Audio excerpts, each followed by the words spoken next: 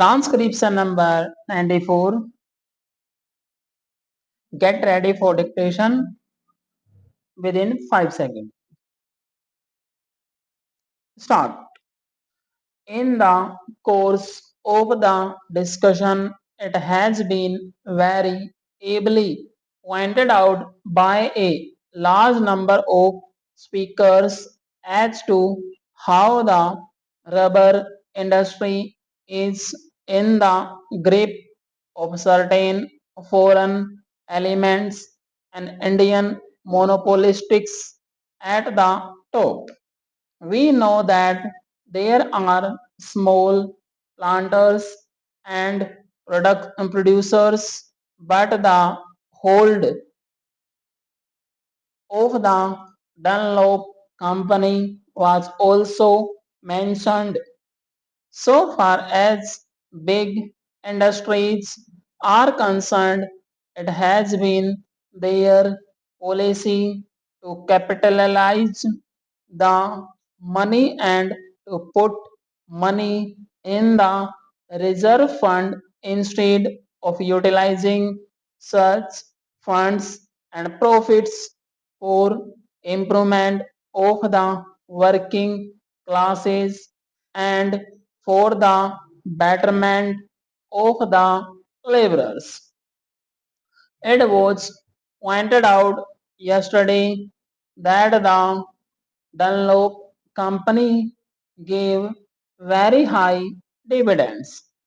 You will be shocked to know that while a company had money to declare a dividend of 40% and also to capitalize a part of the profits, it did not give at all a fair deal to the workers. On the contrary, they were kept at more or less the same old level where they had a kind of labor, practically speaking. Therefore, it becomes necessary to look into this matter. Sir, we are interested in the increase in production and everybody is interested in the increase in production. The production of rubber, coffee, or of any other essential commodities or imported commodities must undoubtedly be increased in the country, but merely by appointing a board or by taking certain powers, but merely by appointing a board or by taking certain powers into the government's hands or investing the board with such powers you cannot ensure increase in production. There may be slight improvement here and there, but materially you cannot alter the situation until and unless you inspire the real procedures by making them see through their own lives experience that increase of production means a constant rise in their standard of living, in their well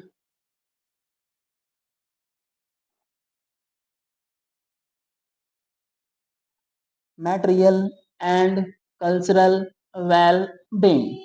Now that is, I say, that is very essential when the board is really being given certain powers for looking after the interests of the working class to make these powers effective, and to make them effective would be to ask the board to work for the increase of the wages of the rubber workers or the laborers who work in that particular industry.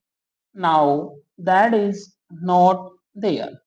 It is a very unhappy omission and a very sad omission if the intention of the bill is good.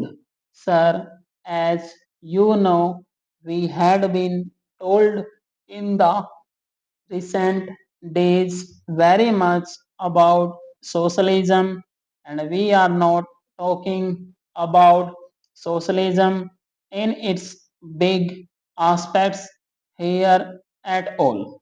This is not our concern here, but if you at all really have such feelings, if you think that socialism is something which one has to swear by, even though the ideas of socialism were first propagated 1 century ago, then give some expression to it. But we know that there will not be socialism at all under you. All that we say is if you swear by socialism, talk about socialism, if the members of that side of the house go to some other houses and hear lectures very seriously.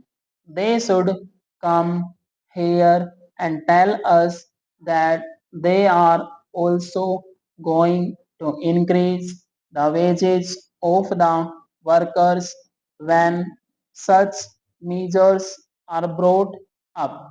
Such occasions are good occasions for them to begin to cultivate this thing because you have yet to learn the ABC of socialism first, and you cannot write a book or a poem or an article straight away, and we do not expect you to do it either.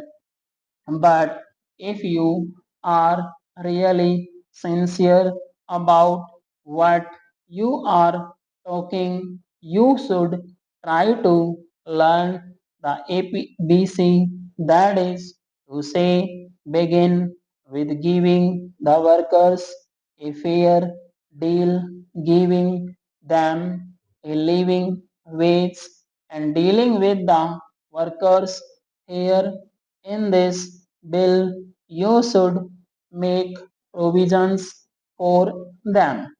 I do not suggest to the minister that in this bill there should be provision that so much wages shall be given to the rubber plantation worker or fix a scale and all that sort of thing.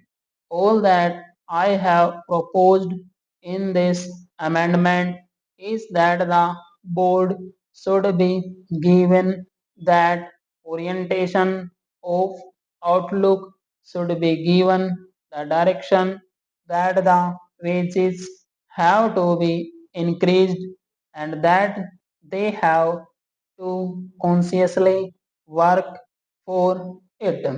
That is all that I demand in this amendment, sir. We do not like that our workers should be exploited by the people, and he will not deny because it has been pointed out from that side of the house also that huge profits are being amassed. They cannot spend the money. The British who are earning out of this industry cannot spend the money with all their luxury and extravagance. They cannot spend that money here in this country. They send this money abroad. Even then they retain some money in their hands. They would rather keep them in banks ideal than give this money to the workers for bettering their lot, for improving their conditions, which determines in the final analysis whether the production of the country would go up or not. Now, sir, I read with great interest the select committee's report, especially the portion of the evidence appended to it. And I would ask you also, sir, to reread if you have already read this interested document. You see here Mr. T.T. Krishnamacharya crossing sword with an important representative of the British interest, the British rubber interests in this country. Now it is all a wordy battle.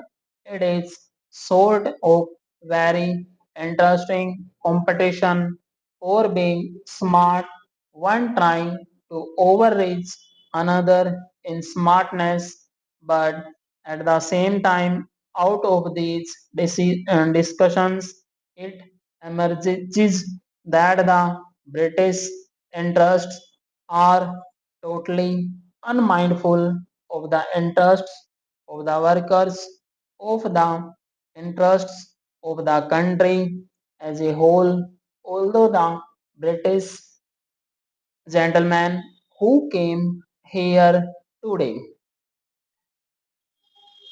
to give evidence of national interests and all that.